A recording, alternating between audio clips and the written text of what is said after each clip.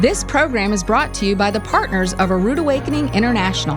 Help others find truth. Support A Rood Awakening International today.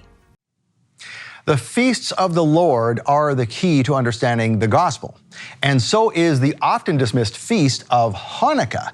In fact, the events of Hanukkah began with a prophetic vision from Daniel, which has at least two fulfillments. In Hanukkah, Fighting for the Truth, Michael Rood explains these fulfillments, including one that is right on our doorstep. That is tonight, because it's the end of the sixth day, the sun is set, and this is Shabbat Night Live.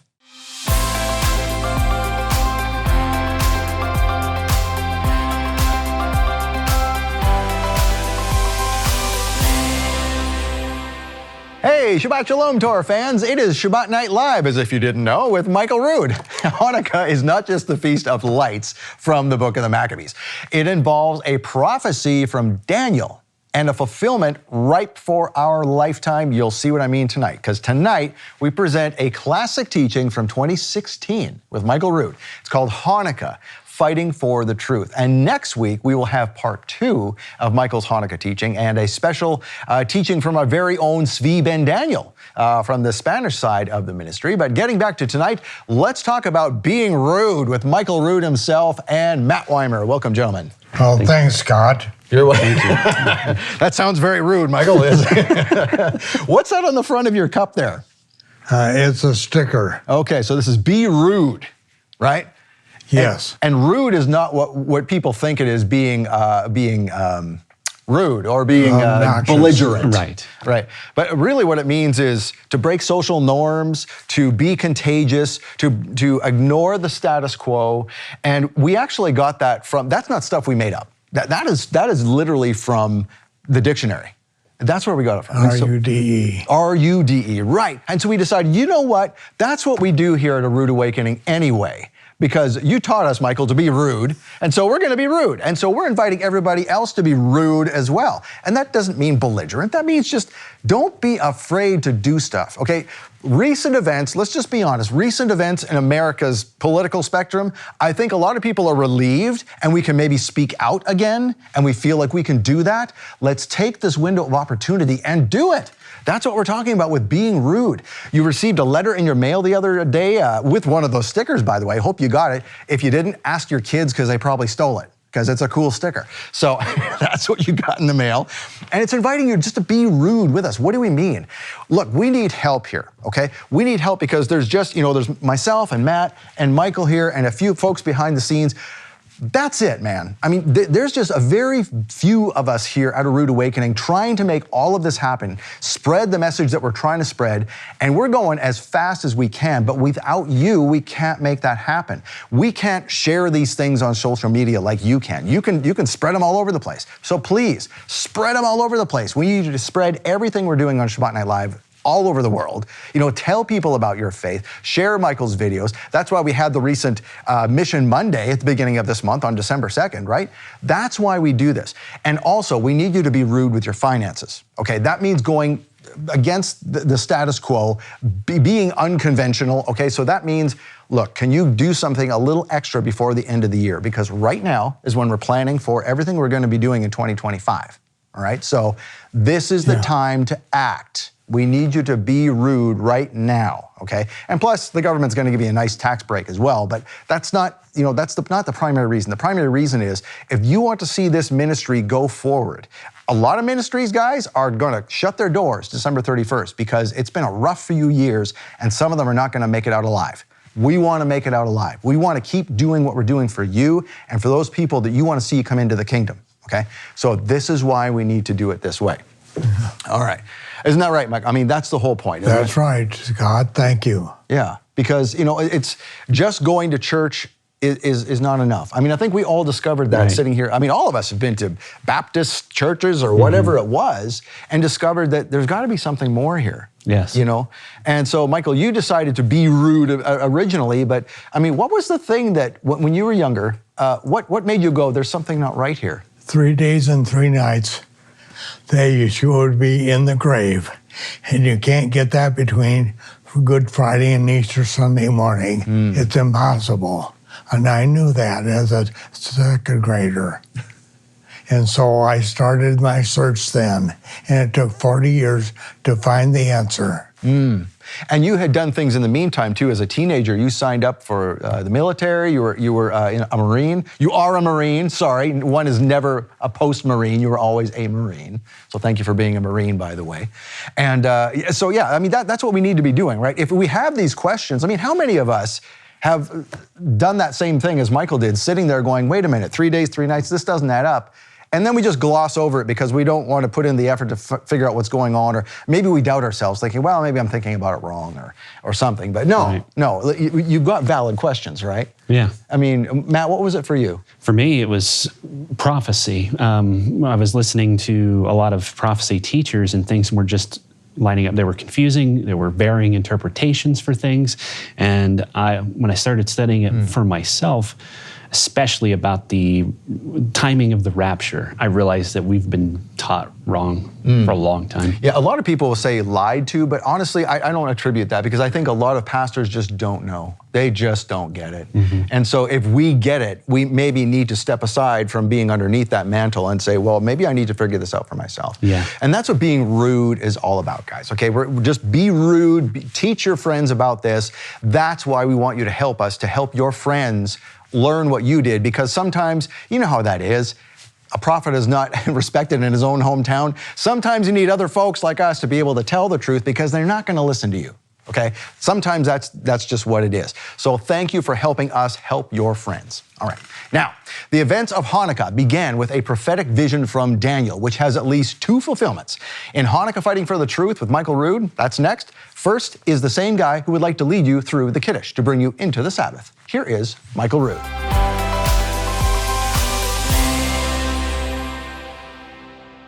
The Apostle Paul said that Yeshua nailed the dogmas, the doctrines and commandments of men, of the arche and exousia, that he overcame, that he nailed their commandments, their man-made dogmas, to the cross. And because of that, we are not to allow any of the arche and exousia, any of the religious authorities of men who made up their own commandments, to judge us. Because every one of the feasts of the Lord are prophetic shadow pictures of good things to come. So don't let any pagan, let no religious authority judge you concerning the Sabbath, the new moons. And on the Sabbath, we do not allow the world to judge us and tell us what to do. We know that Yeshua paid the price for us. And the last night he was with his disciples when he took the bread and he blessed the Most High with this blessing. Baruch atah Yehovah Eloheinu melech haolam hamotzi lechem min haaretz. He said, this represents my body, which is now broken for you. As often as you do this, you do it in remembrance of him. And then Yeshua took the cup and he said, this represents the renewed covenant in my blood. This is what this represents. This is what it's always represented. Do this in remembrance of me. And he said that prayer, Baruch atah Yehovah Eloheinu melech haolam, Borei Pari Hagafen. Blessed are you, Yehovah, our God, King of the universe, creator of the fruit of the vine. And he said, do this in remembrance of me, and don't let anyone disparage you. Do this until I come again, because I have made you priests and kings. Shabbat Shalom.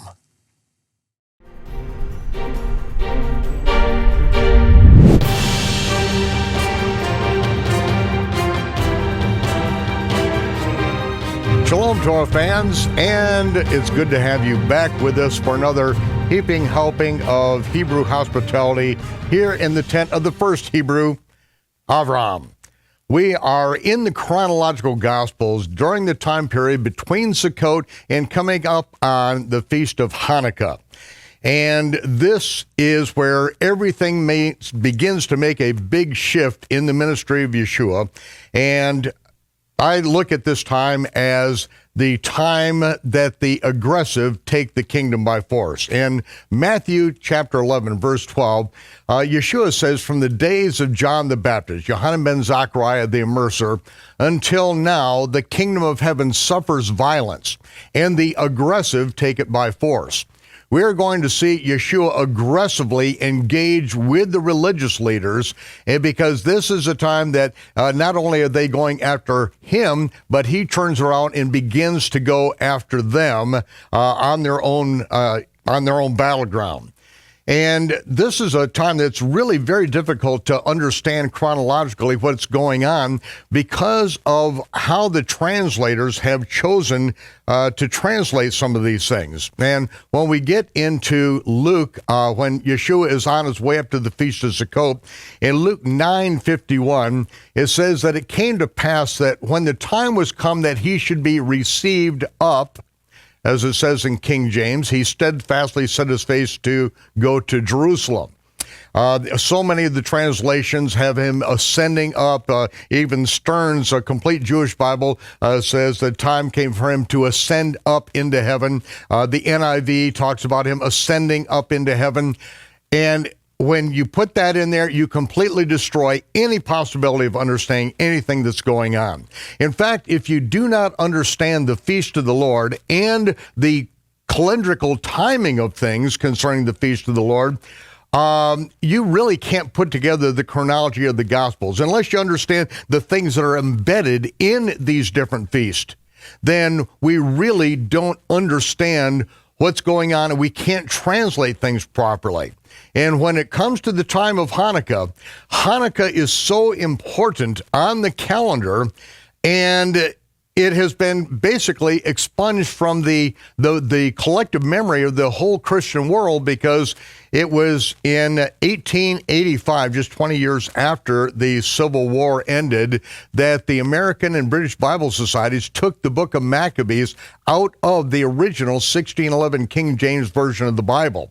And so when Yeshua goes up to the Feast of Hanukkah, translated as the Feast of Dedications, and it was winter, as it speaks about it in the Gospel of John, we really have no idea what it's about. So we're going to step back and take a look at this because we are in this time frame between the Feast of Sukkot, and this is exactly what Luke is talking about. It came to pass that it was when it was time that he should go up, not be received up, to go up to Jerusalem for the Feast of Tabernacles, that he steadfastly set his face to go to Jerusalem. And he sent messengers before his face to go into the village of the Samaritans to make ready for him, but they refused to receive him because it says his face was though he would go to Jerusalem. Yeah, his face was though because he is not going to keep the Feast of Tabernacles with them. He was just with them 4 months earlier, and they acknowledged that he was the Messiah, the Savior of the world, but now he's coming back through on his way up to Jerusalem for the feast. Their 10th Torah commandment reads, thou shalt worship in Mount Gerizim. He is not going by their altered Torah text. He is going to take a stand on exactly what we were told to do at Mount Sinai, and that we are to go up 3 times a year to the place where Yehovah puts his name, and that is not Mount Gerizim. But the Samaritans, who are Gentiles, who were brought in by Shalmaneser, brought out of the Assyrian Empire and settled into this area, they brought in the worship of their own gods. They brought in their own worship and religious system, and they took on a little bit of the Torah. They didn't read anything other than the Torah, but they also altered it 267 places, and Yeshua is not going to stay with them and have tabernacles on Mount Gerizim. And when they saw this, they refused to even receive him, refused to sell James and John anything they needed for the trip. James and John got back. They were so absolutely livid. They said, Lord, let's call fire down from heaven and consume them. And Yeshua said, come on, boys, you don't know what spirit you're of. Come on, follow me. And so what transpires on his way up to Jerusalem for the Feast of Sukkot, that he goes to other villages of the Samaritans right there in the local area, because this is all the Shomron, it's all Samaria, and he goes to another one of the villages, and the people there said, we'll follow you, but we'll follow you, but. You know, each one has an excuse. I need to take care of my elderly father until he dies. Okay. I need, one last feast here on with my family on top of Mount Gerizim, and then I'll follow you. One more trip around the pagan calendar, and I'll follow you. And so this is what Yeshua is getting as he goes up to the feast. I'll follow you wherever you go, but... So now Yeshua goes up to the Feast of Tabernacles. And this is where we pick it up in Luke 10, and we did this a little bit last month. I'm just going to touch on it here. Luke chapter 10 and in verse 1. And it says, after these things, the Lord appointed other 70 also, and sent them 2 by 2 before his face into every city and place where he would come. And he said to them, the harvest is truly great, the laborers are few. Pray that the Lord of the harvest will send laborers forth into the harvest. And this is, if we do not understand what is going on, we will miss the point of what's transpiring here. Again, because of the sacrifice of 70 bulls that are done during the Feast of Tabernacles, which represents the provision for the nations. So at the end of the feast, and we read about this in the Gospel of John, remember, it tells us about, that great day of the feast, which is Hoshana Rabbah, the 8th day, Shemini Etzeret, that is when Yeshua prophesied about the latter rain outpouring. See, in John, it's much easier to see that this is the Feast of Tabernacles, but Luke covers this very specific right here. It's at the end of the feast. John covers the feast. Luke covers at the end of the feast. He now sends out 70. And it's a provision for the nations. He sends them out 2 by 2 in all of the villages all over the land of Israel that he is going to be going to. And so he's going to go from the 23rd day of the 7th month all the way until the 24th day of the 9th month, the day before Hanukkah. And as he said, he's sending them out as lambs among wolves. And they understand that they are going to be in the heat of battle when they get out there, and nothing is detailed during this period of time because everyone is busy. But now we pick it up, and this is page 163 in your chronological Gospels. It is the incident 134, and this is when the 70 returned to Jerusalem for Hanukkah. And Yeshua aggressively goes up under threat. We have to remember that this whole thing started back at the Feast of Shavuot, Pentecost, in the spring. When Yeshua goes up to Jerusalem, he finds out that John the Baptist is in prison at that point.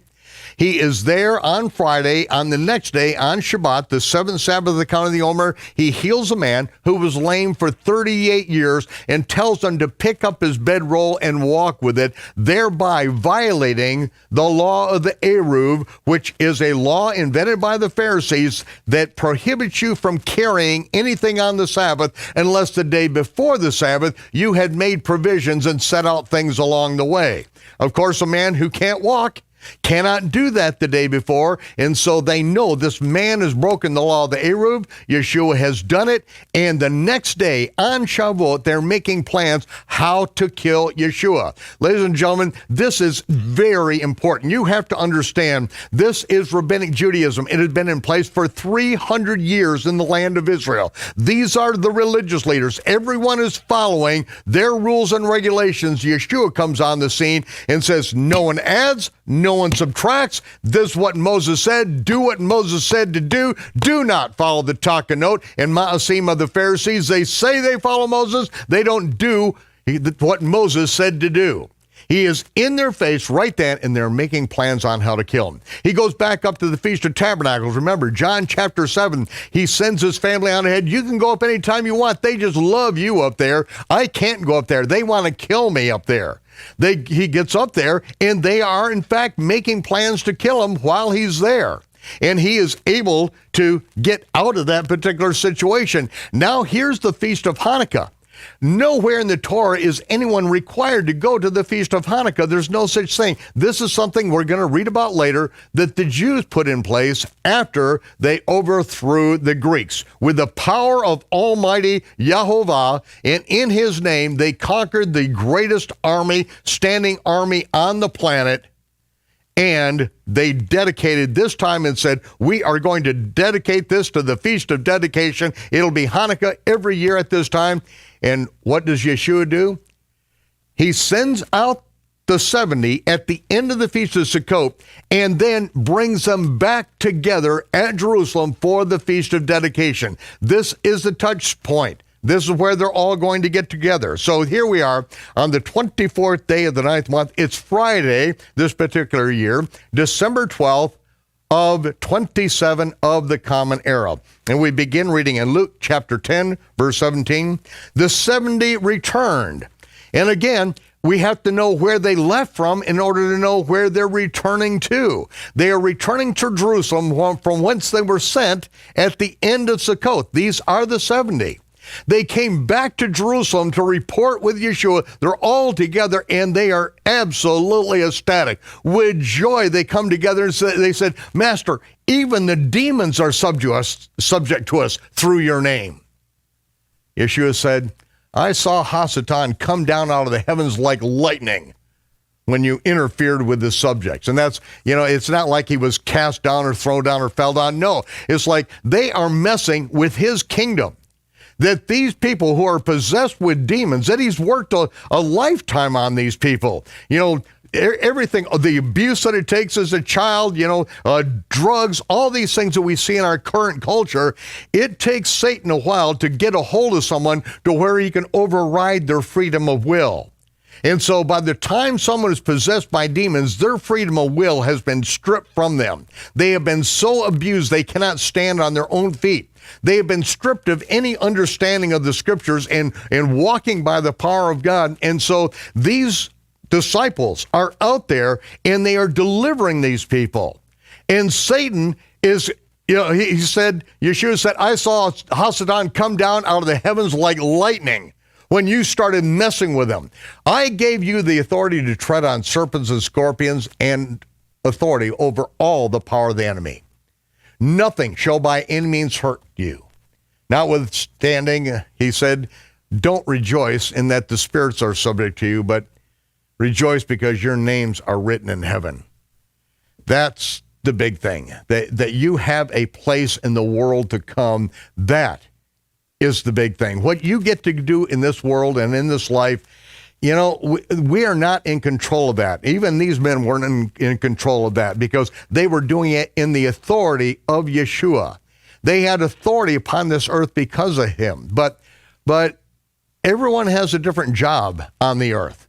Everyone has a different place. And we rejoice because if we are in his will, doing his will, it doesn't matter what it is that we get to do in this life for him. It's important that we do serve him, and that our names are written in heaven, and along with our names being written in the book of life, there's another book, and those are the things that we do in this life. And the dead one day will be judged out of those books. Anyone whose name isn't written in the book of life, they're going to be cast into the lake of fire. But those whose name is in the book of life, the other book that was written, which is what they have done in this life, that is where the eternal rewards are. And then in verse 21, in that hour, and it's talking about at that time, when Yeshua is hearing this, the people are coming back, and he says, I thank you for hiding these things concerning the kingdom from the wise and prudent, really from the wise and the arrogant. Those are wise in their own eyes, and you've revealed them to babes because it seemed good in your sight. O Father, all things have been given to me by my Father, yet no man knows who the Son is but the Father, and no one really knows the Father but the Son, and those to whom the Son will reveal him.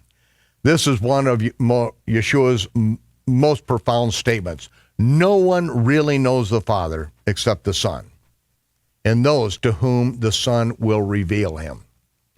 You can study the Torah your entire life, as these men did, these Pharisees.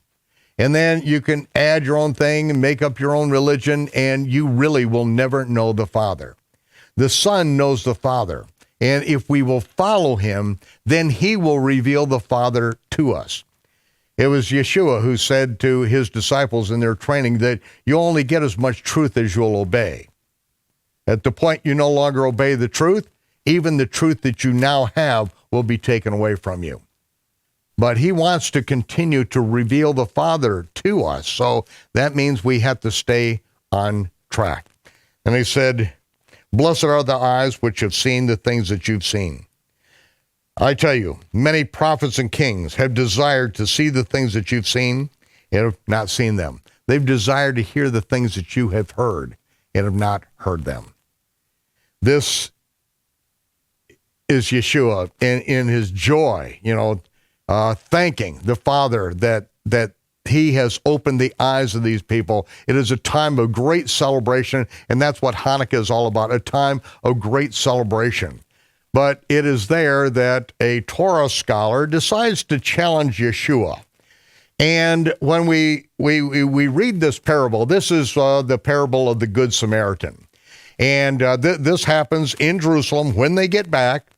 They were there. This is going to be on Friday, just before it begins on Shabbat, because this particular year, Hanukkah begins on a high Sabbath. And we're going to see what transpires, because this is a moment in time that stops the clock, basically, because of what transpires the next day that proves that Yeshua is the Messiah.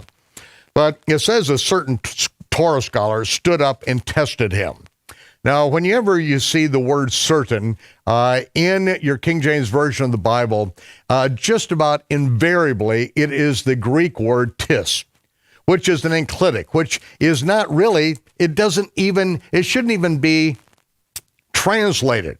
It's just, there was a Torah scholar, is good. There was some Torah scholar. You could say it there was some Torah scholar, so it's not like it's pointing out like we think of certain as in certain or absolute rights, pointing at this definite situation. No, it's an enclitic. It's just a general statement that's being made. Sometimes it's used as in there was a certain rich man, there was a certain poor man, and it is a parable that he's speaking, and it's not that there was a certain absolute, no, it's just speaking, and sometimes it's just used in a parable. But there was a Torah scholar who stood up and tested him. So when you read those words, you understand that he's going after him. He's trying to cut to Yeshua to find out what's going on. But here's the deal. John 3 said that Yeshua didn't need anyone to testify what was in men because he already understood what's going on. He sees right to the heart, and he knows that this guy is he's going to attempt to be a pain in the tuchus here. He said, Master, what should I do to inherit eternal life? Yeshua said, what's written in the Torah? How do you read it? So he's turning it right back on him. What's written in the Torah? How do you read it? Like, okay, what's written is one thing. How a Pharisee reads it, how they interpret it, can be completely another thing. And he said, you shall love Yehovah, your Elohim, with all your heart, with all your soul, with all your strength, and with all your mind, and your neighbor as yourself. Yeshua said, you've answered that correctly. Do this, and you'll live for eternity. But the Torah scholar, trying to justify himself, said to Yeshua, so who is my neighbor? So he is attempting to justify his way of being and what he is doing, because there's something going on where he's really not loving his neighbor as himself. And so Yeshua speaks this particular parable, and it is a certain man went down from Jerusalem, went down to Jericho, fell among thieves, stripped him of his garment, beat him up, and leaving him half dead. By chance, there happened to be a priest, a Cohen, that came down by that way, and when he saw him, he averted his eyes, crossed over the other side. A little later, he said a Levite came and looked at him, but again, passed over on the other side. But a Samaritan, some Samaritan was on his journey, and when he came upon the man, he saw him and had compassion. He bound up his wounds, he put him on his own animal, carried him to an inn, and took care of him. And paid the innkeeper, said, when I come back, you know me, whatever it takes, you take care of him. And so then Yeshua said, which of these do you think was neighbor to him that fell among the thieves? And he said, he that showed mercy on him. And when Yeshua says this, go and do likewise, he is hitting right home on Phariseeism. Show mercy. Show mercy. Instead of judging people because they are not at your level, instead of calling the people Am Haaretz, the people of the land, these morons, these idiots who don't follow our laws, no, show mercy. He is saying you are completely missing the point. To love your neighbor as yourself, would you want to be judged like that? Would you want people to come down on you? This is what Nehemiah refers to as the Torah police. He sees it, coming from rabbinic Judaism, his father being a rabbi, being in that world, being raised as a Pharisee. He looks at the messianic world and sees, man, what a bunch of Torah police. These people are merciless. They judge each other. They condemn each other. They are like the meanest people on the planet. The Gentiles who come to the Torah are supposed to provoke the Jews to jealousy. Sometimes they're warning us like, man, stand back. These guys are really critical. They're mean because they've taken on this Pharisaic spirit, so to speak, and have made up their own rules, and they want to judge everyone by rules that they weren't even keeping a year before. But this is, I wanted to bring this up because there's so many things that we can talk about, but this is the only incident that is recorded during this period of time from when the 70 leave, the 70 come back, the next day is Hanukkah. That is the only situation that we have in the teaching that is going with this. So let's take a flashback here for just a minute, back to Sukkot. From Sukkot to Hanukkah. Yeshua leaves Jerusalem until Hanukkah. And this is John chapter 7, verse 53, until we get to 8:12. And the way that your King James is broken up, it makes it a little bit difficult because of something that's transpired. Now, I use this verse in our series of Power-Filled Abundant Living, saying that they added a chapter right in the middle of a verse. I want you to take a look at this in John 7:52. It says that they answered Nicodemus, the Pharisees did, and he is a Pharisee, member of the Sanhedrin, and because Nicodemus stood up for Yeshua, and he says, does the Torah judge anyone before they've heard him out? And they said to him, are you also from the Galilee? Search, look, for out of Galilee arises no prophet. And every man went to his own house. John 8:1, Yeshua, Jesus, went under the Mount of Olives. It looks like they added a verse right there, a chapter right in the middle of the verse. Every man went to his own house, Jesus went on the Mount of Olives. Well, that's what it looks like, but that's not really what transpired, ladies and gentlemen, because here, every man went to his own house. This is the statement that is made at the end of the feast. Everyone went to their own house. The feast is over. Yeshua commissions the 70. They are sent out at this time. But John 8:1 through 8:11 is the incident, as I will read this. And early in the morning, I'll read it all together. Yeshua went to the Mount of Olives, and early in the morning he came into the temple, and all the people came to him. He sat down and taught them, and the scribes and Pharisees brought in a woman who was taken in adultery. So now, we have this incident concerning the adulterous woman. It's only in the later Greek text, and not even all of them, that they put this story right here after verse 53. All of the early text has it back to verse 30, at the end of verse 36. Which I'll read just the beginning of verse 37. It says, in the last day, that great day of the feast, Yeshua stood and cried, saying, if any man thirst, let him come unto me and drink.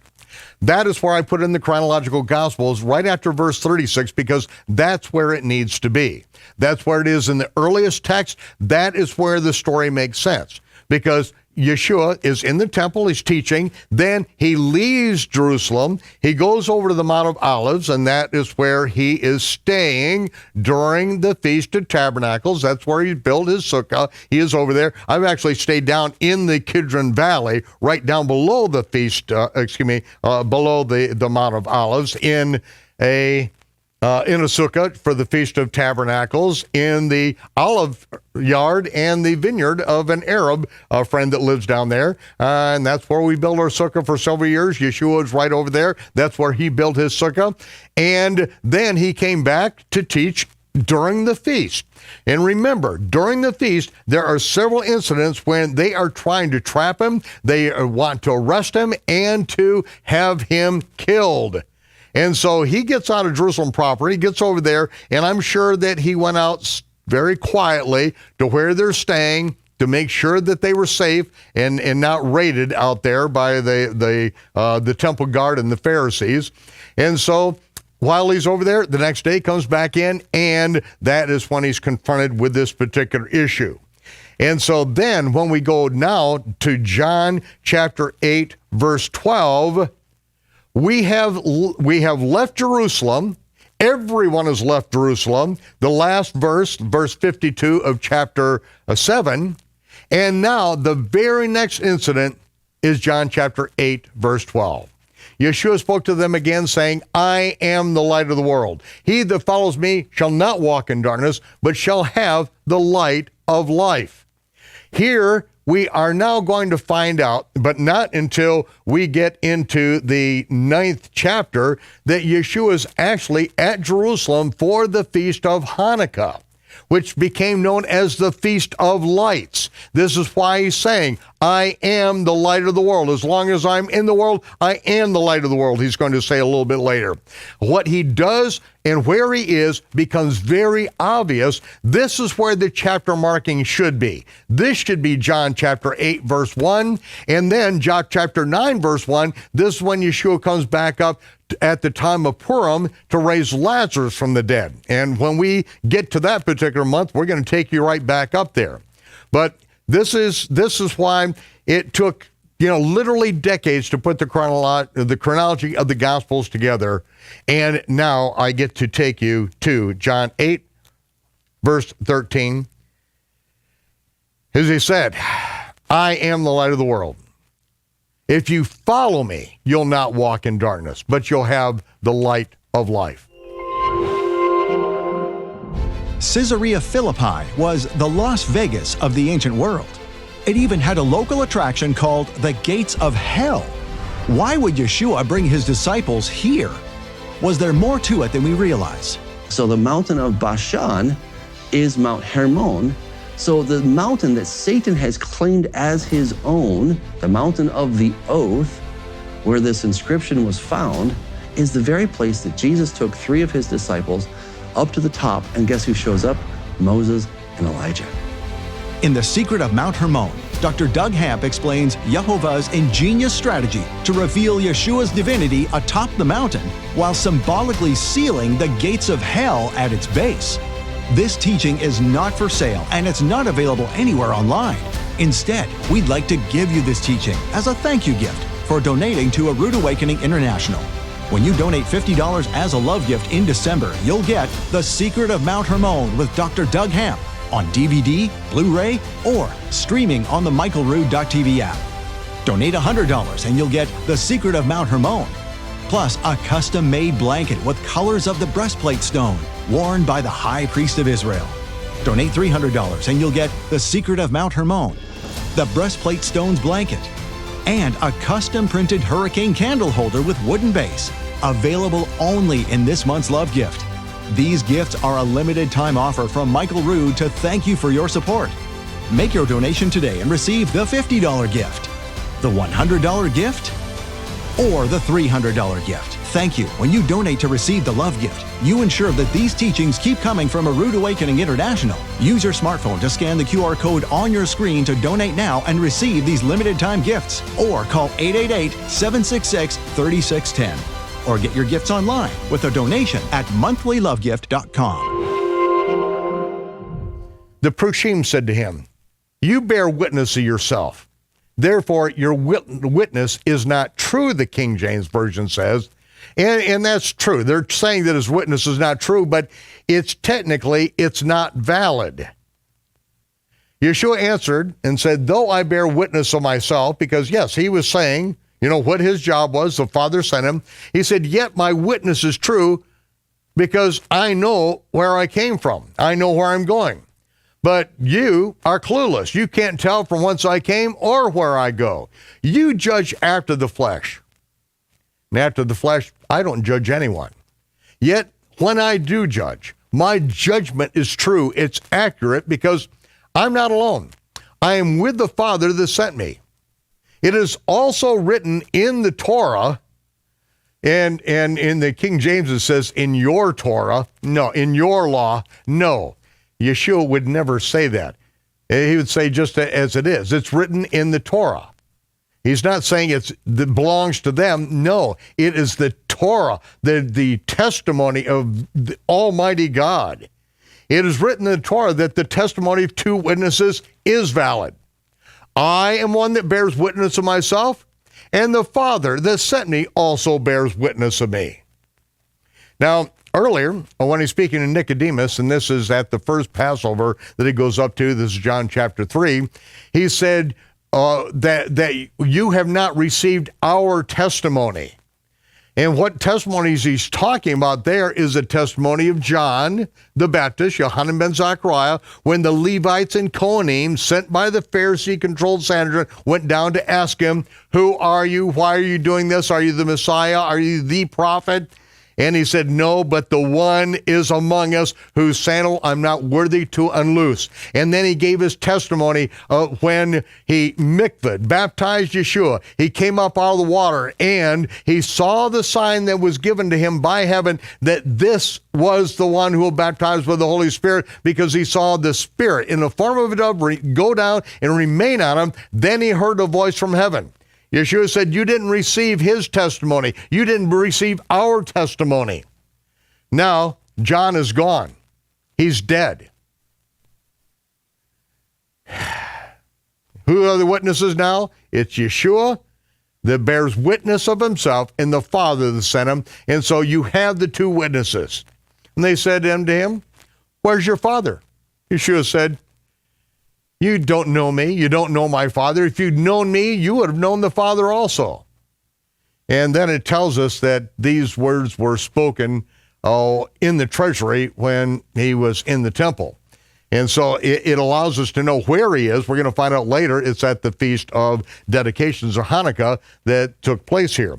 Now we go to verse 21. Then Yeshua said again to them, "I will go my way, and you will seek me, yet you will die in your sins. Where I go, you cannot come." And the Prushim said, "Will he kill himself? Because he said, where I go, you can't come." That's sarcasm. "Oh, we can't come? What are you going to do, kill yourself?" Yeshua turned around, "You are from below. I am from above. You are of this world. I am not of this world. That's why I said that you're going to die in your sins. If you do not believe that I am the one, you will die in your sins." The one? Yes, the prophet of whom Moses spoke. Then they said unto him, "Who do you think you are?" Yeshua said, "The same that I said to you from the beginning. I have so many things to say and judge concerning you." Again, in reference to Deuteronomy 18, that diligent inquiry will be made, and they will be judged according to their compliance with the words of the prophet. "I have many things to say and judge concerning you. He that sent me is truth, and I speak to the world those things which I've heard of him." They didn't understand that he spoke to them of the Father, didn't even realize probably that he was even quoting Deuteronomy 18, verses 15 to the end of the chapter. And unfortunately, this is where the entire Christian world is. They don't know that he's quoting this, that he is standing up and saying, I am the prophet, you must shema. If you don't obey what I say, diligent inquiry will be made. You will be judged according to your compliance with my words, because he is the prophet. There is no arguing whether he's the Messiah or not. We don't need to prove that. He is the prophet. You don't listen to him, it's all over with. Then Yeshua said, when you've lifted up the Son of Man, then you'll know that I am the one. That I do nothing of myself, but that the Father sent me. I speak those things that he has sent me to speak. The Father has not left me alone because I always do the things that please him. And as Yeshua spoke these words, many believed in him. I want to go to Deuteronomy chapter 18, verse 15, because this is something that needs to burn in our brains, because as it says in Deuteronomy 18:15, Yehovah, the Lord, Yehovah thy God, will raise up unto thee a prophet from the midst of thee, of thy brethren like unto me, unto him you shall shema. You shall shema. You shall hear and obey. It's a commandment in the Torah that the Almighty was going to send up another prophet like Moses who hears directly from heaven, and you are required to hear and obey him. According to all that you desired of the Lord your God in Horeb in the day when we are all assembled, and that word assembly is the word ecclesia, church. The day Israel was gathered together, the church was gathered together, the ecclesia, the assembly of Israel, at the base of the mountain when the Almighty shouted down his commandments, and we cried out, please don't make me hear the voice of the Lord our God again. Don't let us see the fire anymore, that we're going to die. And he said, that's when Yehovah said to me, they've well spoken that which they have spoken.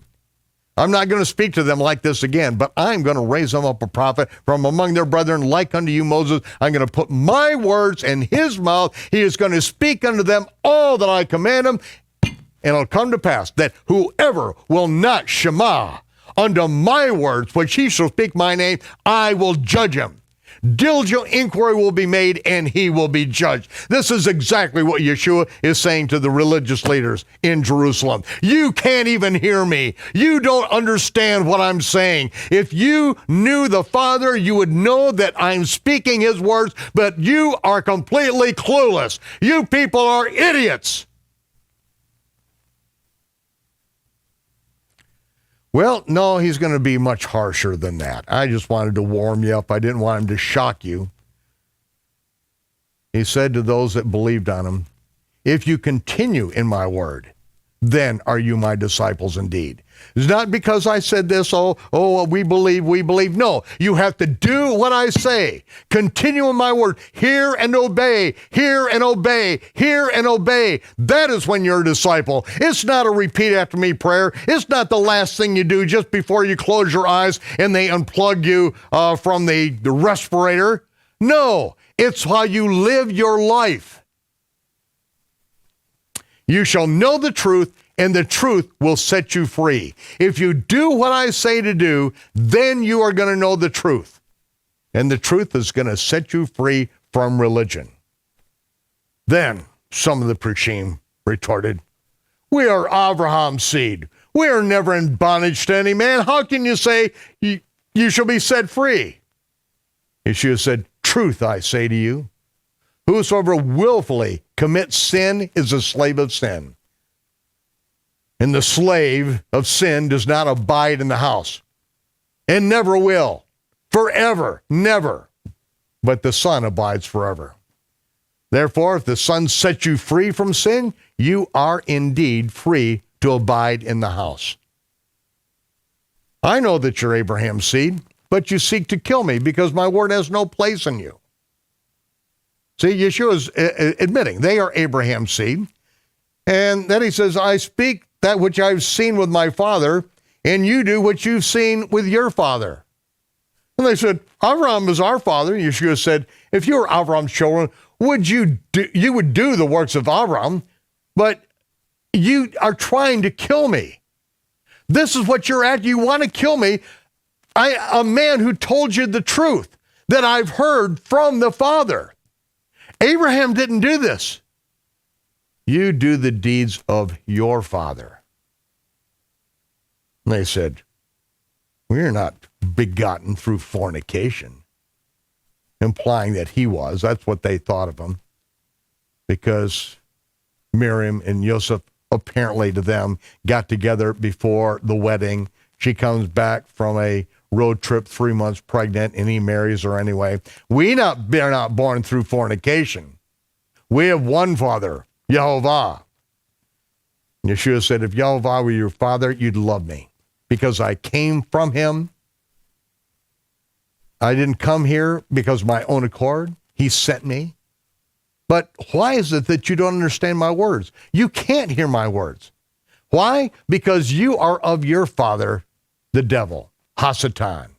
And the lust of your father you will do. He was a murderer from the beginning. That's why you're trying to kill me. He wouldn't abide in the truth because there's no truth in him. When he speaks a lie, he speaks of his own. He is a liar. He's the father of lies. I tell you the truth. You do not believe me. Which one of you accuses me of sin? Which one of you? So, I speak the truth. Why don't you believe me? He that is of Yehovah hears Yehovah's words. You cannot hear me because you are not of Yehovah. And they lashed at him. Did we not accurately say that you are a Samaritan? You're a Gentile. You hang out with the Gentiles, and you've got a demon. Yeshua said, I do not have a demon. I honor my Father. You dishonor me. I do not seek my own glory. There's one that seeks and judges. And diligent inquiry will be made.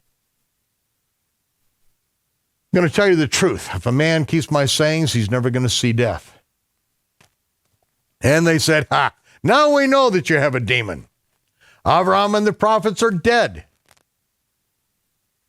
And you say, if a man keeps your sayings, he'll never taste death. Are you greater than our dead father Abraham and the dead prophets? Who do you think you are? If I honor myself, my honor is nothing. My Father honors me, Yeshua said. You say that he's your father? You've never known him, but I do know him. And if I said I didn't know him, I would be just like you. I'd be a liar. But I do know him. I keep his word. Your father Abraham rejoiced to see my day, and he saw it, and he was glad. When the Melchizedek brought forth bread and wine to Abraham, when he came back from the slaughter of the kings and rescued Lot, his nephew. When the Melchizedek brought out bread and wine, and he shared with them about the coming Messiah, the broken body and the shed blood, Abraham gave him 1/10 of everything. 1/10 of his empire, 1/10 of everything he'd acquired in his entire life. As an old man now, he saw my day and he rejoiced.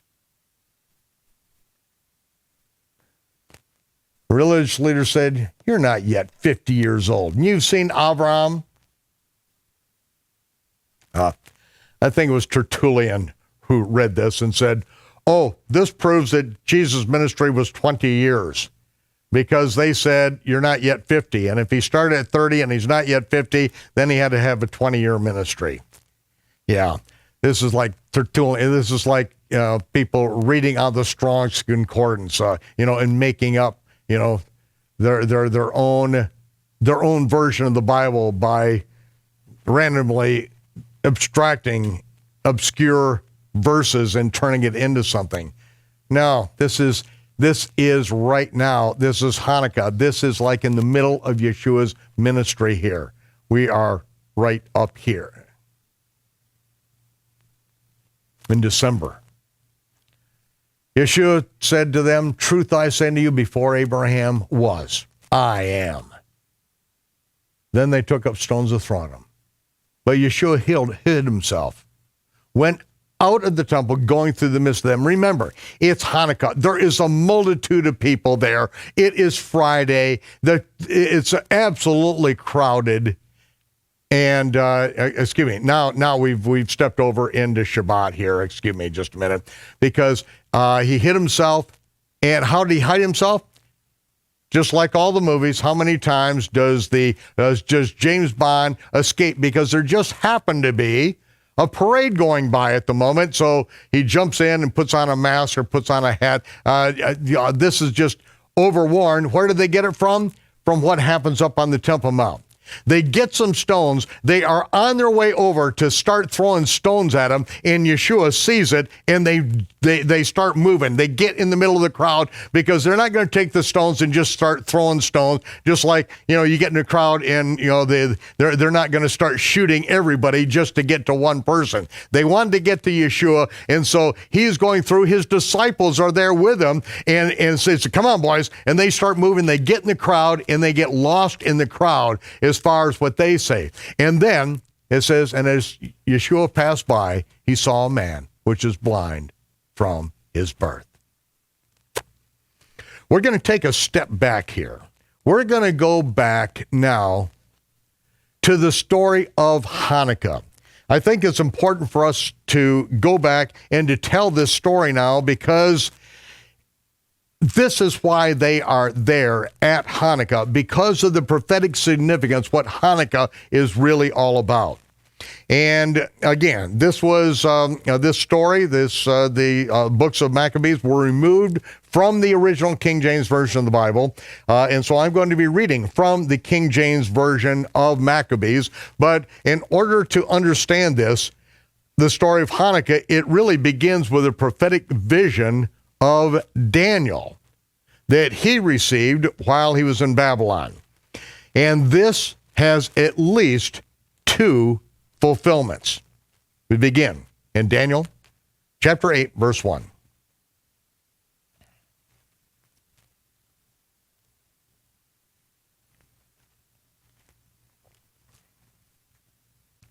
In the third year of the reign of King Belshazzar, a vision appeared to me.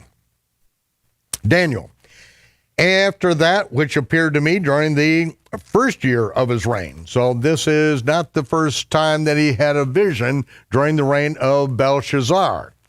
And he said, there stood before the Euphrates River a ram that had two horns. And the two horns were high, but one was higher than the other. And the higher came off last. And this is speaking of Cyrus and then Xerxes. And it says, I saw the ram pushing westward, northward, and southward, so that no beast might stand before him. Neither was there any that could deliver out of his hand. He did according to his will and became great.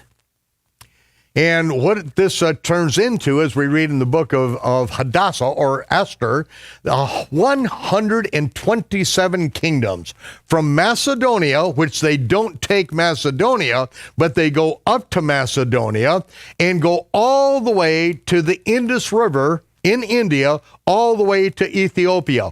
127 kingdoms under Xerxes. Xerxes attempts to take Greece, but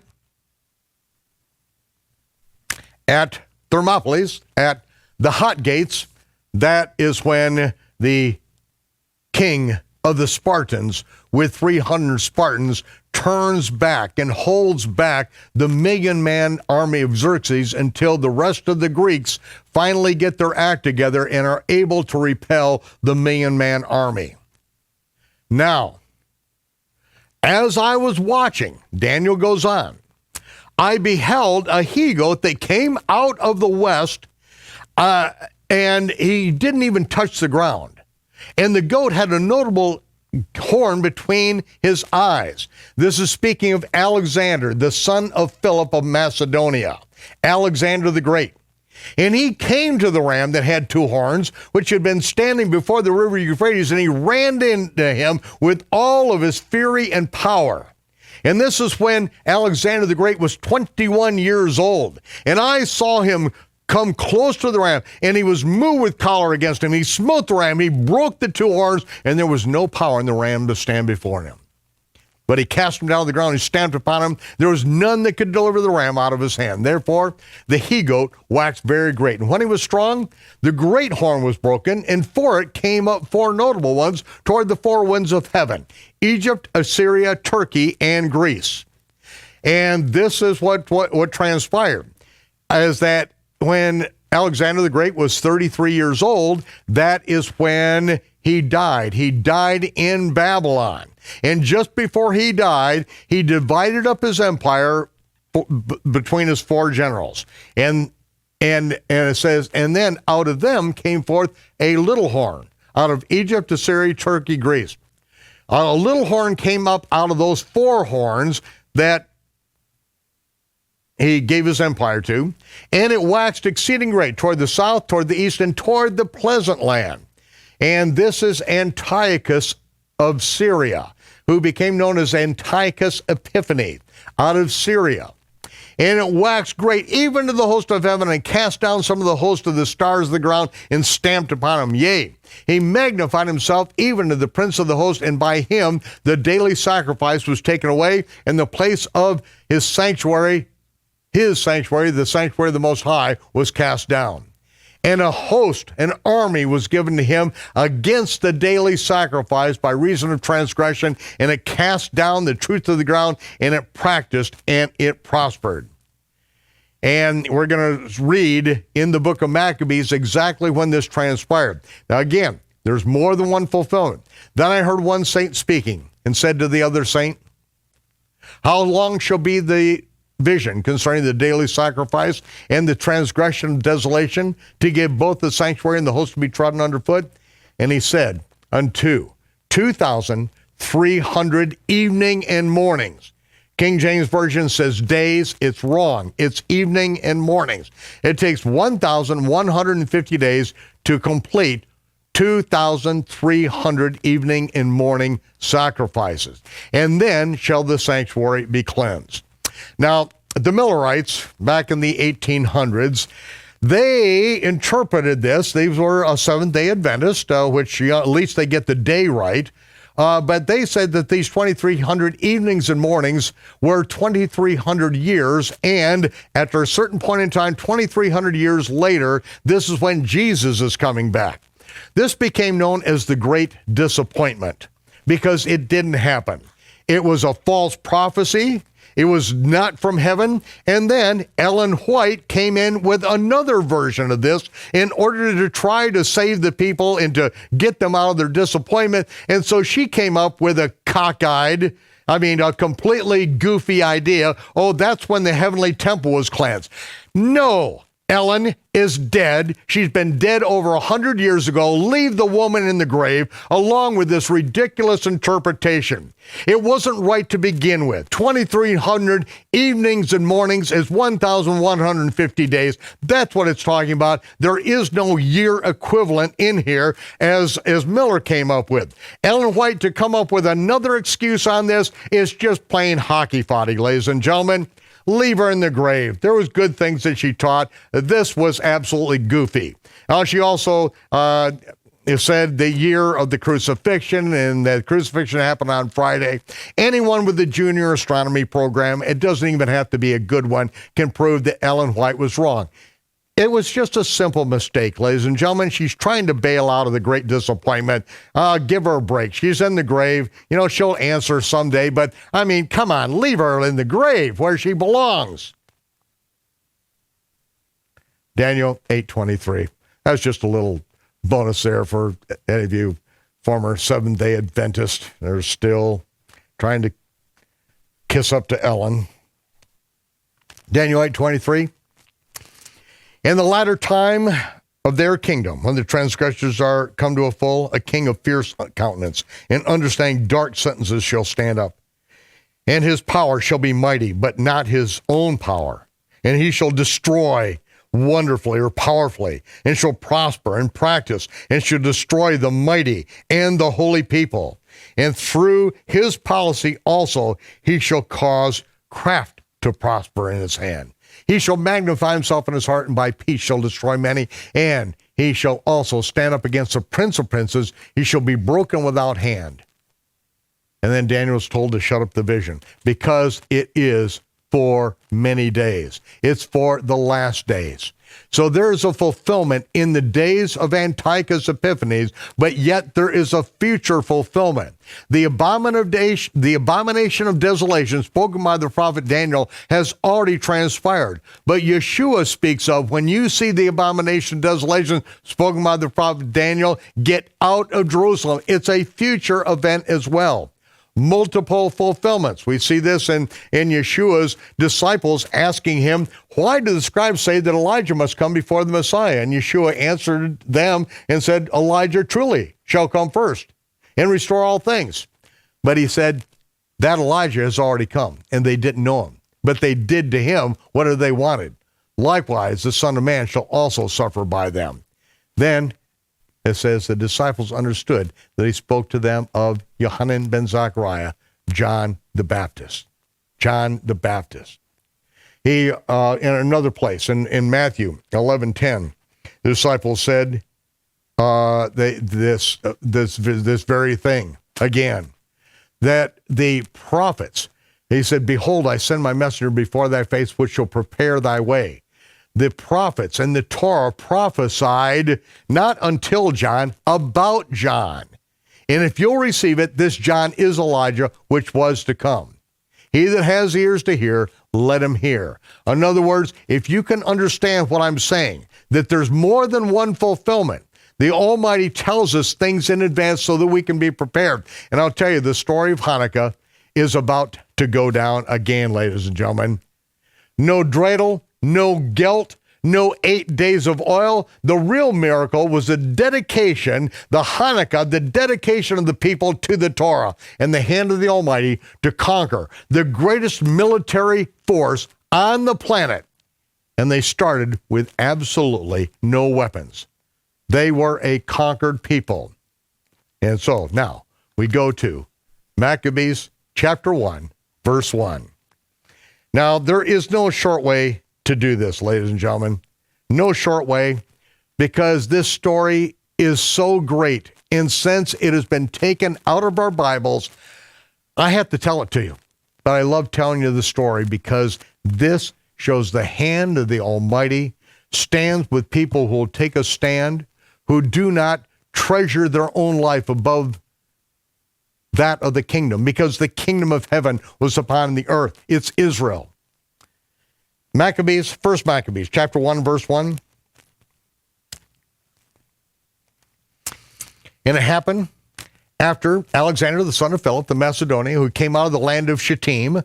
Everyone wants to know how to get to Shittim. Well, you take Shittim Creek up to where you don't have to use a paddle. You keep going a little bit, and there you are. Obviously, it's in the area of Macedonia. And it is Alexander, the son of Philip, Alexander the Great, who had smitten Darius, the king of the Medes and the Persians, and he reigned in his place. He was the first over Greece. He was the principal. He was the emperor.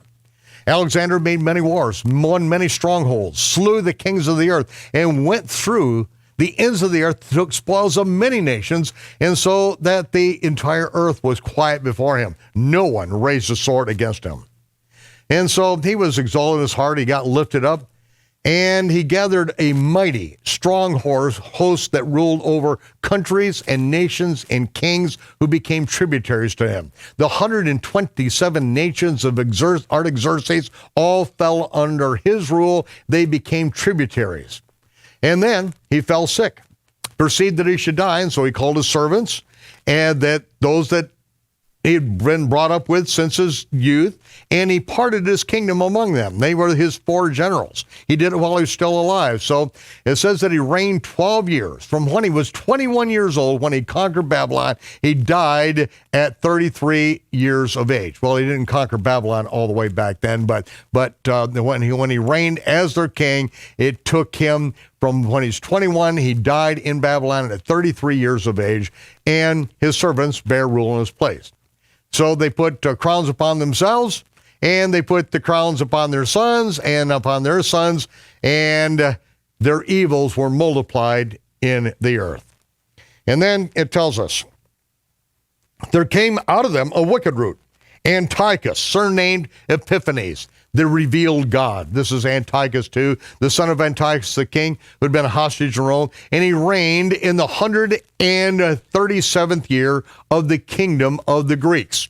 And even in our generation, the Jews over in Yemen still kept their calendar according to the Greek calendar, not the Roman calendar.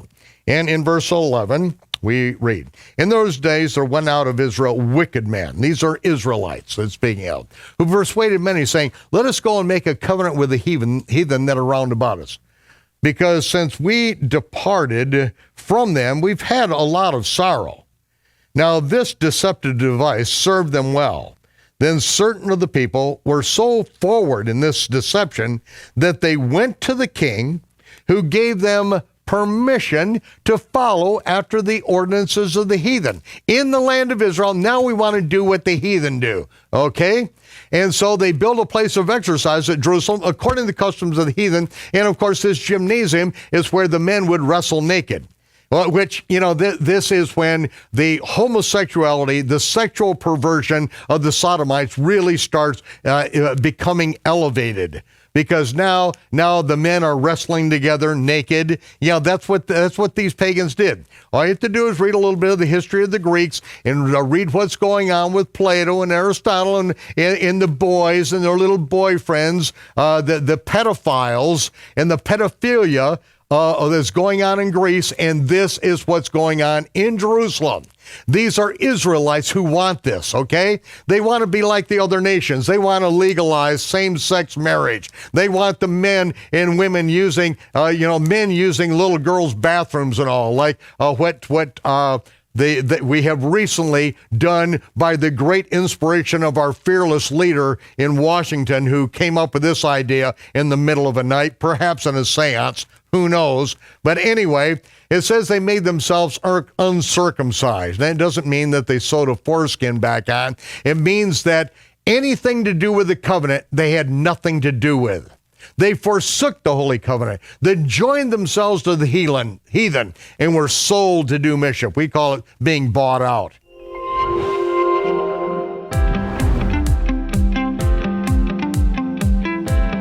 Well, welcome everyone. We are talking today with Matt Weimer. Welcome, Matt. Thank you. You do a lot for the ministry. I don't know if anybody has seen you on camera a lot. We need to have you more on camera because, you do a lot for this ministry. And we're just talking about year-end giving.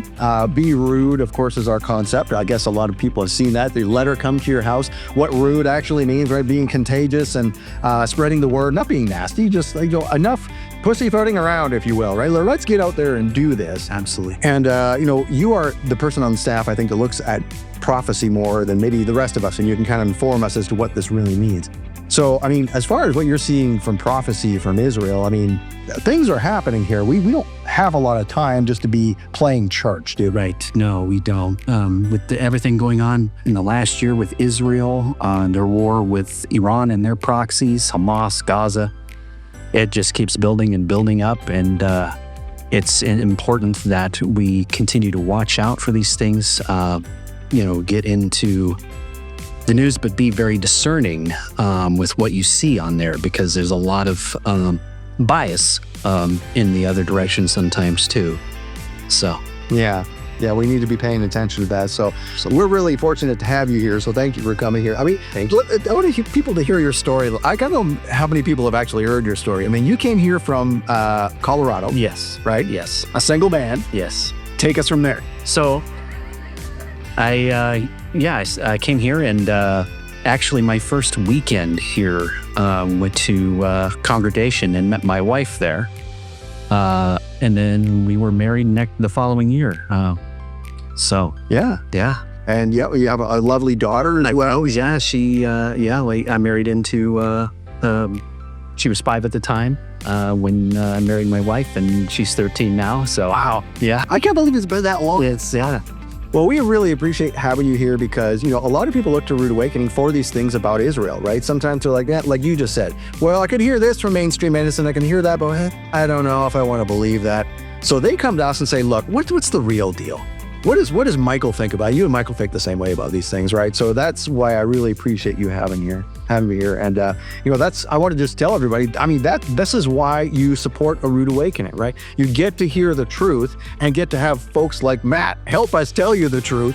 So you are helping us keep Matt here. So thank you very much for that. That's what this is about. We need to be rude, get out there. Just never mind the status quo, never mind being politically correct. Get out there, tell people the truth about Israel from people like Matt. Yeah. But with your donations, you help us to do that. And you can help us to plan into the next year by giving now before December 31st. So in advance, I want to thank you. Thank you.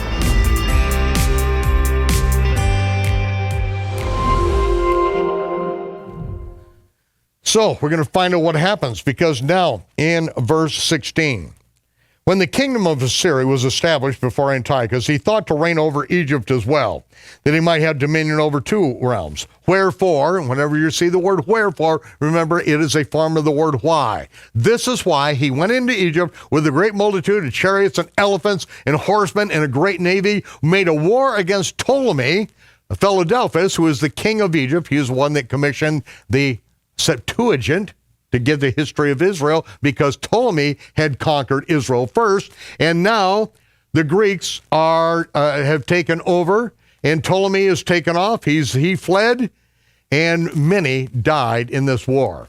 And so they conquered the strongholds in the land of Egypt, and Antiochus took the spoils of Egypt.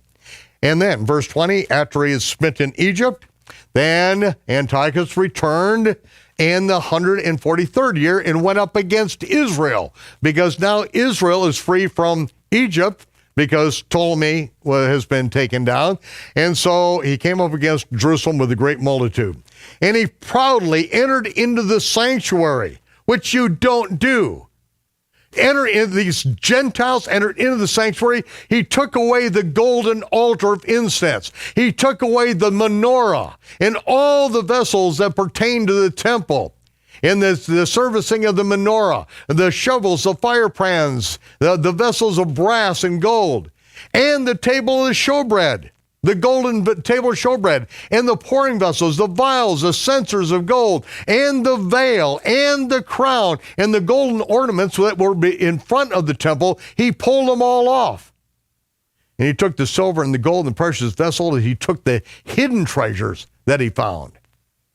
What he didn't take was the Ark of the Covenant, because that was already hidden in Mount Moriah, in the place that Solomon had prepared to hide it.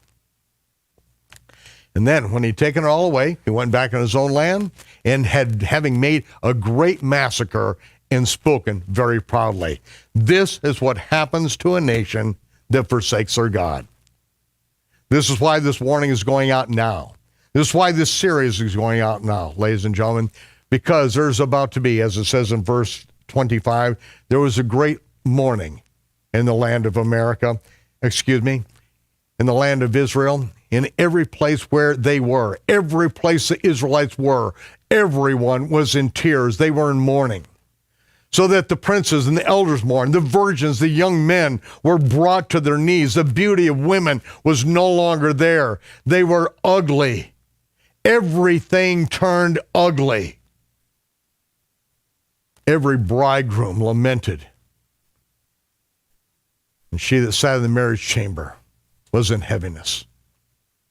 The land was moved for the inhabitants.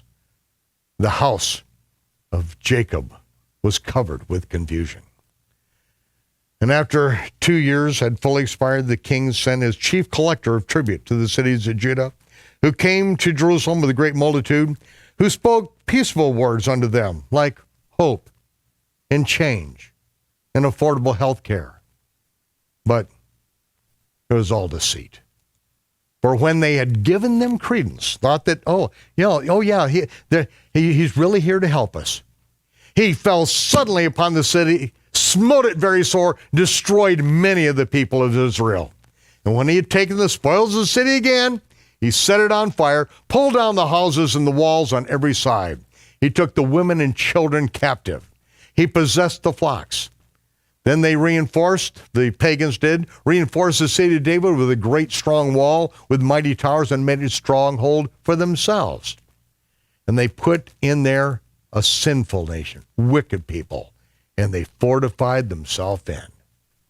They stored it up with armor and food and gathered together all the spoils of Jerusalem. They laid it all up in the city of David, and it became a sore snare. It was a place that they laid in wait against the sanctuary so that anyone that tried to go up to the sanctuary, they could then take them out. They shed innocent blood on every side of the sanctuary. You tried to go up there and you're just butchered. They defiled the sanctuary. And so much that in verse 38, the inhabitants of Jerusalem fled, whereupon the city became a habitation of Gentiles and became strange to those who were born in her, and her own children left her. Where did they go? Bethlehem, just 5 miles up the road. David's family, many of them, they left. They went up into the Galilee of the nations, region of the Gentiles, and established their own little village, Netzaret, a village of Netzers, the offspring of King David, sprouting up at a later place, at a distant place in later time. It says that Jerusalem's sanctuary was laid waste. It's like a wilderness. Her feasts were turned into mourning. Her Sabbaths were a reproach and a contempt. As had been her glory, so her dishonor was even more so. Her excellency was turned into mourning. Verse 41. Moreover, King Antiochus wrote to this whole kingdom that everyone should just be one people. It's a new world order. Let's just break down all the barriers. We're all just going to be one. Imagine there's no heaven. It's easy if you try. It's one of the songs that he had his satanic lyricist. No hell below us, above us only sky. Imagine all the people. Oh, just living all as one. Everyone just, in verse 42, leave your own laws. And so all the heathen agreed. Oh, this is a great idea. Oh, we're just all going to be one. One new world order. All peace. Let's break down all the laws of our land. Let's disarm. Let's just all the Americans just lay down your arms and just everyone just hold hands. Change, hope, peace for all the world. Yeah, verse 43, many of the Israelites consented to this new religion, this new world order. They sacrificed to idols. They did the occult practices that we have been reading about and seeing that's been going on with those in the White House. They sacrifice to idols. They profane the Sabbath. These are Israelites that are doing it. Those who say that they're believers, yeah, right. We'll see how much they believe. And then it says, verse 44, the king has sent letters by messengers to Jerusalem, the cities of Judah, that they should follow the strangers' laws in the land. And so the one that Antiochus has set up in Israel, it says that he forbid burnt offerings, any temple service, and sacrifices at the temple, any drink offerings, nothing in the temple, and they commanded that they should profane the Sabbath and the festival days. You know, oh no, if you keep the Sabbath, you're under their law. You don't want to be under their law. You want to be free from the law. You want to profane the Sabbath. Oh, you can keep any day holy, but not the seventh day. No, any day. See, you can select any day, and that's okay, any day, but not the Sabbath. No, any day as long as it's not the Sabbath. You can keep any day holy as long as it's not one of the feasts of the Lord, okay? They established the first version of paganized churchianity.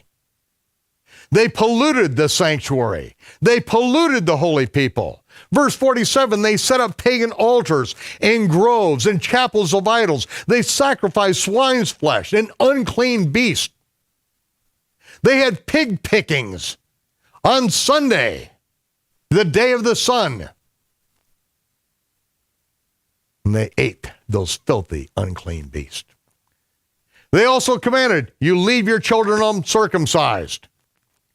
And they did everything to make their souls abominable with every manner of uncleanness and profanation, sexual perversion, pedophilia, to the end that they might forget the Torah and change all the divine ordinances. And he said that whosoever would not do according to the commandment of the king, he will die the death of the deplorable. Verse 51, in the same manner he wrote to his whole kingdom and appointed overseers over the people, commanding the cities of Judah to sacrifice abominations city by city. Then many of the people were gathered to the strangers. They gathered to the strangers. There it is. And they forsook the Torah. They committed evil deeds in the land. They drove the Israelites into secret places. See, Israelites still existed, but those who are no longer keeping the Torah are no longer Israelites. Call them what you want. Heathen, Gentiles. But if you don't keep the Torah, you're not an Israelite. They are disgrafted in. They are no longer circumcised in heart or in the flesh.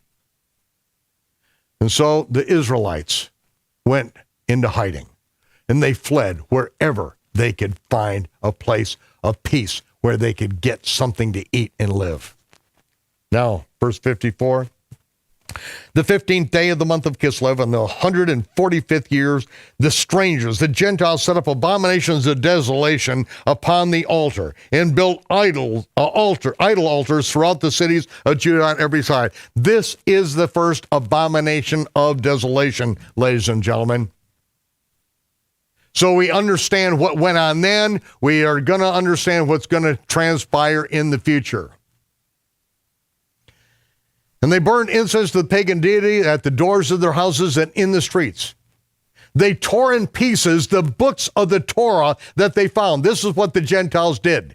They burned them with fire. We are not going to keep these things. We are going to chisel the 10 Commandments off every building, every courthouse, every public place in our country. We are going to break it in pieces. Any place that any remnant of the Torah can be found, we are going to destroy it. And whosoever was found with any of the books of the Testament, or if any were committed to the Torah, the king's commandment was, put him to death. Thus did they, by their authority, unto the Israelites, every month, as many as were found in the cities. You want to live in the cities? You better have the mark of the beast.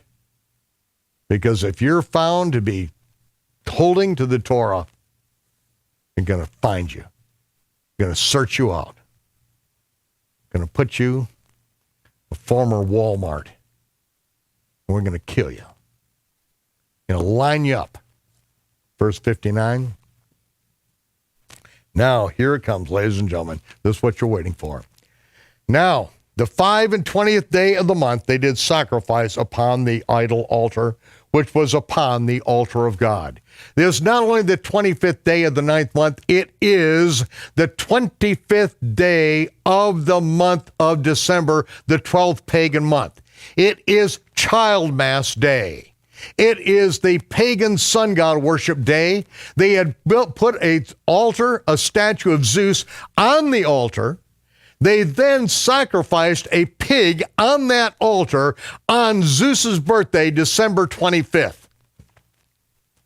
And at that time, according to the commandment, they put to death women that had caused their children to be circumcised. Any women that caused their children to be circumcised, they killed them and they hanged their infants around their necks. On what day? On Child Mass. Mass means sacrifice. This is a day of the Child Mass. Ladies and gentlemen, you're going to find out that Child Mass, Christmas, and Hanukkah are the same festival. One is a demon-inspired satanic festival, and one is deliverance from pagan sun god worship. So they hanged their little babies around their necks, and they hung them off the wall of Jerusalem on Child Mass Christmas Day. They rifled their houses. Instead of delivering presents, they took all of them away. They slew the mohels that circumcised them. Howbeit, many in Israel were fully resolved, confirmed, not to eat any dog, no pig, no cat, no rat, no lizard, no tarantula, no German shepherd, no collie, no Manx cat, no Siamese cat. They said we'd rather die than to be defiled with this filthy garbage. The Almighty says, do not eat. This is an abomination to Yahovah. Do not make yourself abominable by eating these things. Be holy as I am holy. But yet, they've got a new religion. Their new religion is pagan sun god worship. And anyone who keeps the Torah, we're going to tell them they're under a curse. And then we're going to kill them. And then verse 64, there was very great wrath of the heathen upon Israel. Now we come to the great part. In those days arose Matthias, the son of John, the son of Shimon, a priest of the sons of Jehoiarib. So we have his order. He was from Jerusalem, but he lived in Modi'in.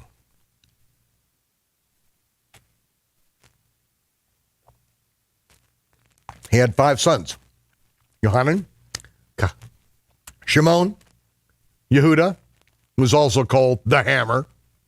Oh yeah, hammer time's coming. Eleazar and Jonathan. And when Matthias, the priest, saw the blasphemies that were committed in Judah and Jerusalem, he said, woe is me. Why was I born?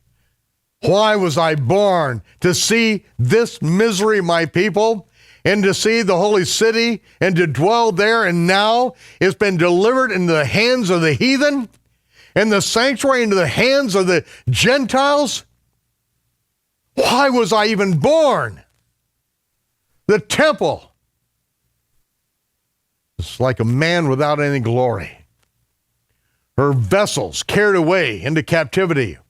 Her infants are being slain in the streets. Her young men are being cut down with the sword of the enemy. What nation has not had a part in this kingdom and taken the spoils? Their spoils have been spread all over. All of her ornamentation is being taken away.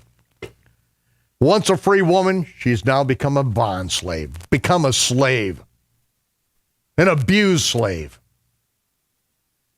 Our sanctuary, what was our beauty and glory? It's laid waste.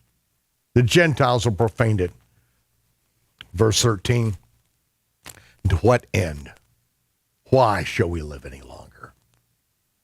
Why shall we live? There's no reason to live.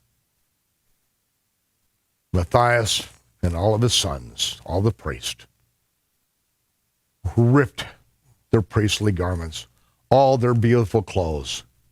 They put on sackcloth and mourned and mourned and mourned.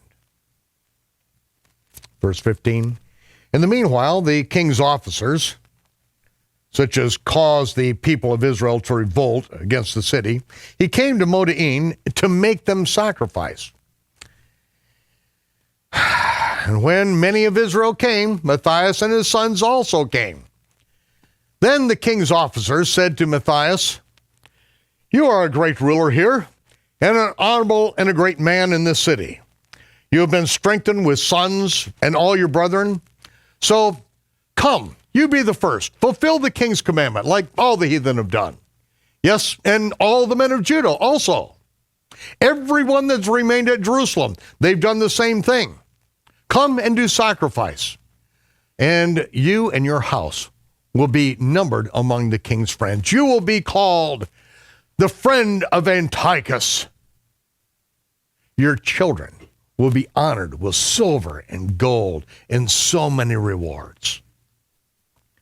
Then Matthias answered and spoke up with a loud voice, though all the nations that are under the king's dominion may obey him, and they may fall away from the religion of their fathers that they made up, and give consent and obey the king's commandments, yet I and my sons and my brothers, we're going to walk in the covenant of our fathers.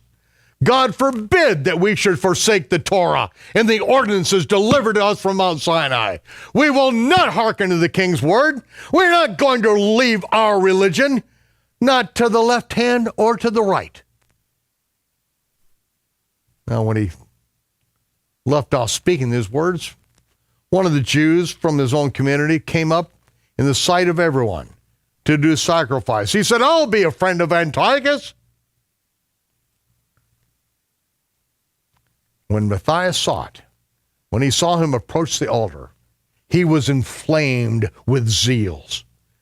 His legs began shaking. His whole body began shaking. He could not hold back his anger. Then he ran, and without a sword, he had to get it out of the hilt of one of these Greeks who were there to enforce the king's commandment, pulled out the sword and slew that Israelite on the altar, hacked his body in pieces. And the king's commissioner, who were compelling the men to sacrifice, he turned around and cut his head off. And then he and his sons tore the altar down. They were zealous for the Torah of God. Verse 27, Matthias cried throughout the city with a loud voice, ran throughout the city, and he's an old man at this time. He's well over 100 years old when he does this. Tell me the Almighty can't empower the weak and the old. He's more than 140 years old at this time. He cried out, whoever is zealous for the Torah and maintains the covenant, follow me! So he and his sons went into the mountains, left everything they had in the city, and they were wealthy. They left it all. Then many that sought after justice and judgment went into the wilderness to dwell there, both they and their children, their wives, their flocks, because the afflictions increased more and more upon them. Anyone that wanted to hold on to any amount of the truth, they got out. They had to live out in the wilderness. They had to live in the holes, in the caves, and in the rocks. Now, verse 31. When it was told the king's servants and the host that was the army that was at Jerusalem, the city of David, that these men had broken the king's commandment, they went out into the hideout in the wilderness. They went after them with a great number. When they overtook them, they camped against them and made deliberate war on the Sabbath day. And they said, okay, what you've done, okay, all right. We're going to forgive it. Just come on out and do according to the commandment of the king, and we'll let you live. And they said, we're not going to come out. We're not going to do the king's commandment. And we're not going to profane the Sabbath day. So they gave them the battle with all speed. Howbeit, they didn't answer them. They didn't even cast a stone back at them. They didn't even stop the place where they were hid.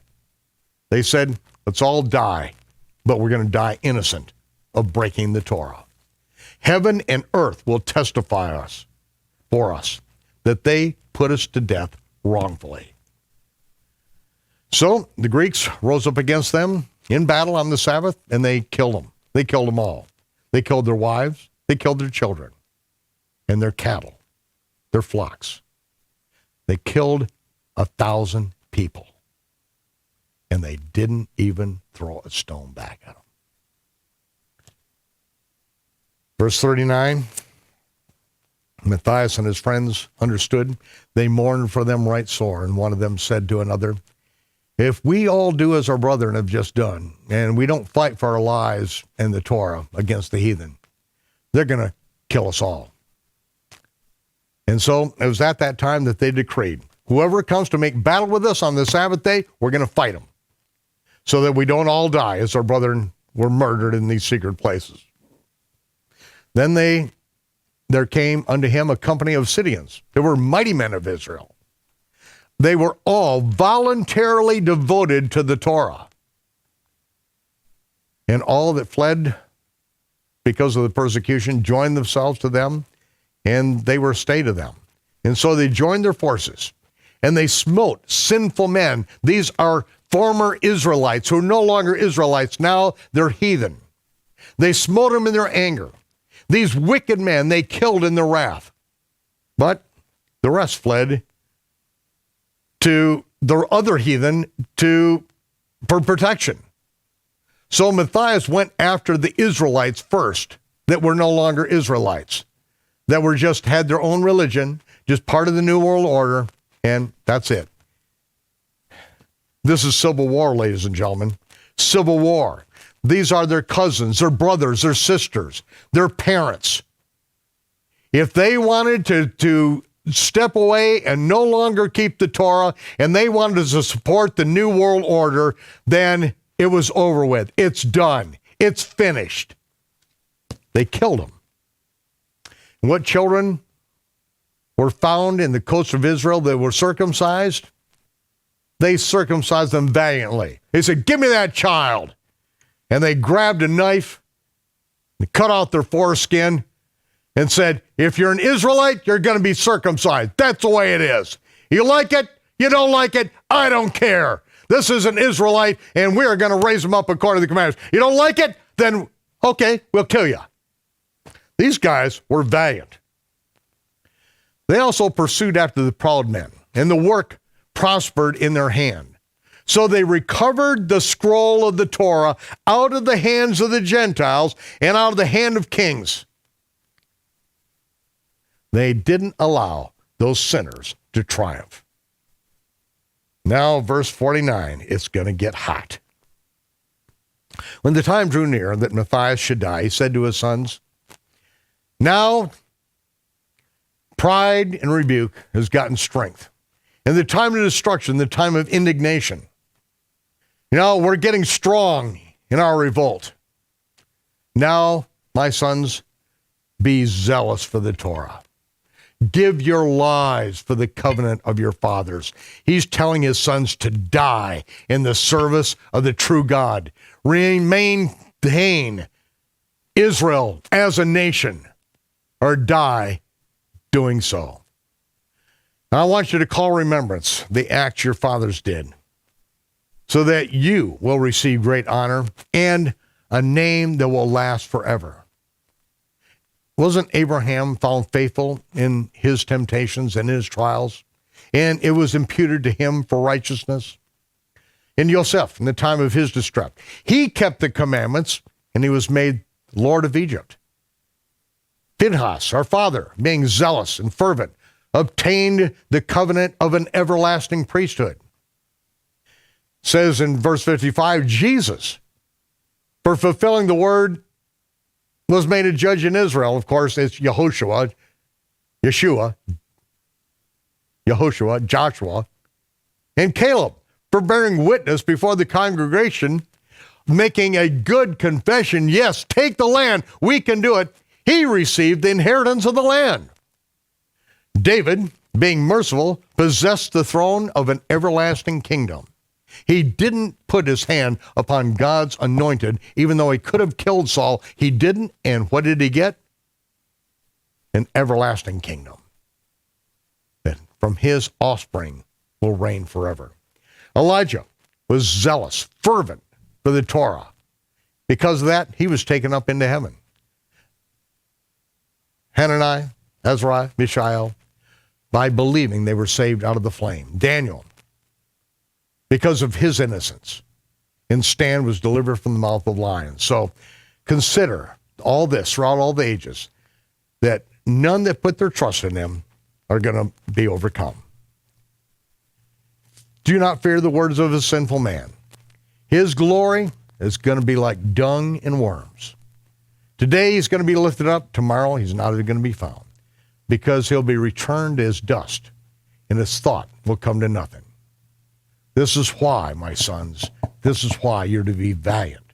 to show yourselves men in behalf of the Torah, for by it you shall obtain glory. Behold, I know that your brother Shimon is a man of counsel. Listen to him. He's going to be a father to you. And Judah, the hammer, he has been, from his youth, he has been a mighty man and strong. He's going to be your captain, and he's going to fight the battle of the people.